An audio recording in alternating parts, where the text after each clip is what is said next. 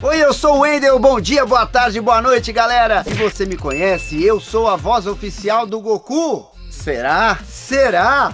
Olha, essa coisa de voz oficial é um tema muito bacana na dublagem, com relação aos dubladores, ao público, cliente, porque não existe um martelo batido em cima disso. A gente fala muito, né, em entrevistas, você vê as pessoas falarem, tá aqui, Wendel Bezerra, a voz oficial do Bob Esponja, ou a voz oficial do Robert Pattinson, mas na verdade verdadeira, isso não existe 100% na dublagem, pra ninguém. Existe o consenso de que tal voz é muito bom em tal personagem, ou que tal voz fez mais vezes aquele ator, mas você vai encontrar, por exemplo, filmes do Will Smith, com a voz do Márcio Simões, que acho que é quem mais dublou. É difícil a gente imaginar o Will Smith com outra voz. Albert, isso aqui é você sendo o que não precisa ser nunca mais. Mas você vai encontrar vários filmes onde não é a voz do Márcio Simões.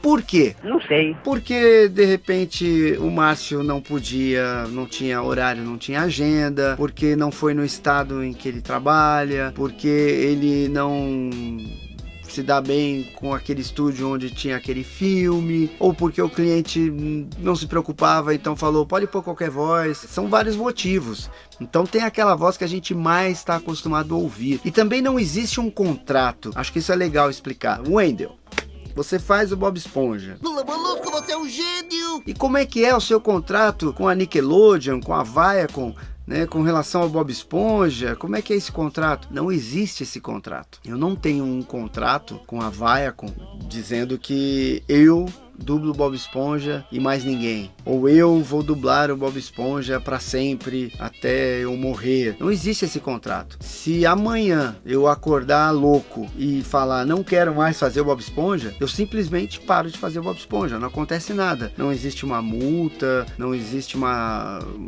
rescisão contratual, porque esse contrato nunca existiu. Assim como amanhã dá uma louca lá no seu John McEnroe e ele fala, não gosto desse cara, dessa voz no Bob Esponja, eu acho que não tem nada a ver, ele troca e pronto, eu também não posso fazer nada a respeito. Então não existe nenhum contrato, ou até entre atores. Por exemplo, o George Clooney, né, ele conheceu alguns dubladores dele ao redor do mundo, mas não existe nenhum contrato dele ou de qualquer distribuidora que seja, de qualquer grande estúdio como, sei lá, Warner, Paramount, Fox, Disney, dizendo que ó, quem vai me dublar é o fulano de tal. Então o Marco Antônio Costa, que tem vídeo com ele aqui no canal, é o cara que mais dublou o George Clooney, mas ele não é a voz oficial do George Clooney, até porque você vai encontrar alguns filmes onde não há a voz do Marco Antônio Costa. Isso para vários exemplos. Na minha opinião, a voz que ficou marcada e que eu acho insubstituível é a voz do Newton da Mata no Bruce Willis. Por que não os deteve, John? Porque agora também estaria morto, idiota. Pense, desgraçado, pense! Para mim é o melhor casamento entre voz e rosto, entre interpretação de um dublador para um ator. Acho que o Bruce Willis é até mais pernóstico, mais cínico, mais sarcástico, mais malandro com a interpretação que o Newton da Mata dava do que o próprio Bruce Willis. Eu sou um policial de Nova York. Fui convidado por engano para a festa de Natal.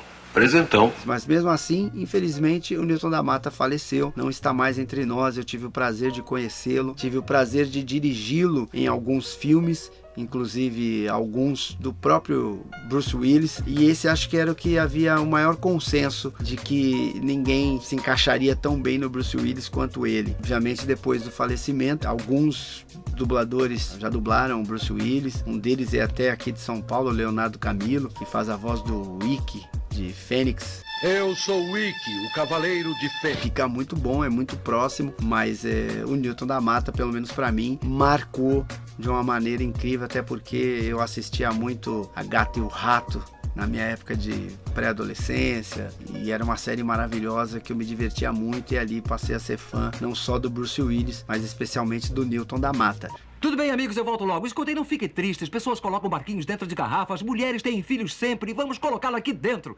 Quer saber de uma coisa? Eu nem sei tocar piano. Então, a verdade é que nós tentamos, o mercado de dublagem, tanto os estúdios, quanto os diretores, quanto os próprios clientes, hoje, cada vez mais, tentamos manter as vozes. Eu, por exemplo, dublo bastante o Robert Pattinson e eu sinto que cada vez mais o mercado, não só falando de São Paulo, mas de mercado, começa a entender que eu sou a voz oficial do Robert Pattinson, porque já dublei alguns filmes para o Rio de Janeiro, me chamaram. Você imagina que tem um universo lá, que sei lá, tem quantos dubladores no Rio de Janeiro? 300, 400, 500, um monte de gente fera. Até alguns já dublaram o Robert Pattinson, mas imaginar que no meio desse universo todo me chamam para fazer, começo a entender e todo mundo no mercado começa a entender essa mensagem de que, ó, quem costuma dublar é o Wendel Bezerra. Onde é que você tá? Ele tá no banco? Tá dando a volta? Eu tô na esquina onde você me deixou. Volta pra cá agora. Apesar de outros já terem dublado, assim como eu, Marcelo Campos, Hermes Baroli, a gente dividiu vários atores. Por exemplo, o Ashton Kutcher, nós três já dublamos. O Hermes, o Marcelo Campos e eu. Não tem depois! Não tem depois! Não tem depois! Não tem depois! Não tem depois! Você está começando a me irritar, moço. E a gente sempre se entendeu muito bem com relação a isso. Nunca houve um negócio de ei, esse ator é meu, esse boneco é meu, eu que faço essa voz e tal. A gente, graças a Deus, nunca teve problema nenhum com relação a isso. E aconteceu diversas vezes de nós três, uma hora ou outra, estarmos dublando um ator que o outro já dublou. Hoje isso acontece menos, mas ainda acontece em função das coisas que eu já falei aqui várias vezes no canal. É muito legal porque hoje em dia o público participa muito, comenta muito, reclama muito e isso ajuda, eu acho. É muito importante manter a voz oficial, né? Vou sempre falar aqui entre aspas, porque isso gera identidade. O público começa a curtir mais a dublagem, começa a perceber que aquela voz está ligada àquele ator, e isso eu acho que depõe a favor da dublagem, faz com que o público se sinta mais íntimo do ator, da dublagem, das vozes, e eu acho que isso traz simpatia ao nosso mercado de dublagem, assim como também dá um grau de profissionalismo, né? De que não é qualquer coisa, qualquer nota chama qualquer um. Existe essa preocupação em respeito ao ator, em respeito ao cliente, mas principalmente em respeito ao público que gosta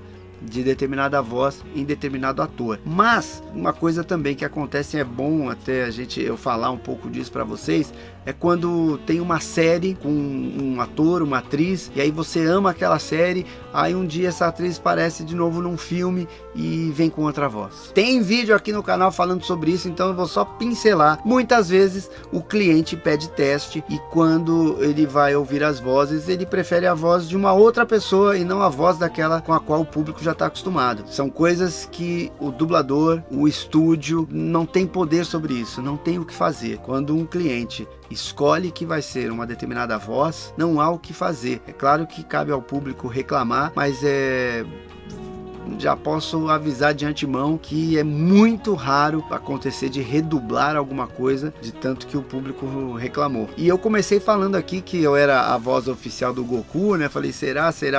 Porque no DVD da Batalha dos Deuses não está com a minha voz, não sou eu que estou ali dando voz ao Goku, é outro dublador. Bills, eu ouvi falar que o senhor é incrivelmente forte. Se importaria em me mostrar um pouquinho disso? Essa história é longa e tem vídeo no canal contando também sobre isso. Procura aqui, tá na hora de você que chegou agora, você que tá vendo esse vídeo pela primeira vez, ou tá me conhecendo meio que mais ou menos, viu um vídeo ou outro, tá na hora de você se inscrever no canal e maratonar, porque os vídeos são divertidíssimos, são muito legais, trazem as vozes da nossa infância, da nossa vida, contam um pouquinho dos bastidores da dublagem, especialmente como é que ela funciona, por que que acontece isso, por que que acontece aquilo, por que que mudou tal coisa, como é que funciona, enfim, conteúdo aqui é muito rico para o curioso e também para quem sonha em ser dublador. E essa questão da voz oficial é uma dúvida que me perguntam muito e eu acho bacana esclarecer um pouco para vocês, que o mercado, através dos clientes, dos estúdios, dos diretores e dos atores, tentam manter as vozes,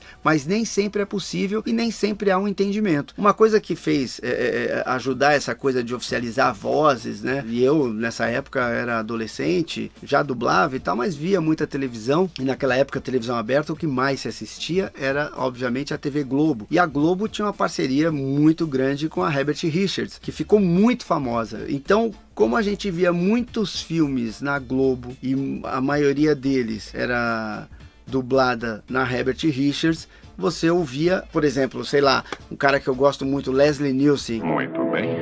Agora já sabemos o que combater. A gente ouvia muito ele com a voz do Márcio Seixas. Então, se todos os filmes iam para Herbert Richards, automaticamente todos eles eram feitos pelo Márcio. Eventualmente ia para outro lugar e aí às vezes acabava não sendo a mesma voz. Mas o público de maneira geral e a própria dublagem e os clientes estavam acostumados com determinadas vozes, e isso de certa forma acontece até hoje, apesar da TV aberta não ter mais essa influência, esse poder que tem, o que abriu muito o mercado. Para alguns atores a gente ainda traz aquela memória afetiva, memória emotiva ou apenas memória de que tal voz está ligada a tal ator. Por isso que o fato de eu, por exemplo, ser chamado por vários estúdios, vários mesmos, eu já dublei o Robert Pattinson para diversos estúdios diferentes. Isso acho que traz um status um pouco diferente para São Paulo, né? Ou também o Armando Tiraboschi, que dubla o Jason Statham, ele também é chamado no Rio de Janeiro eventualmente para dublar. Isso era uma coisa que antes não acontecia, só acontecia do Rio para São Paulo,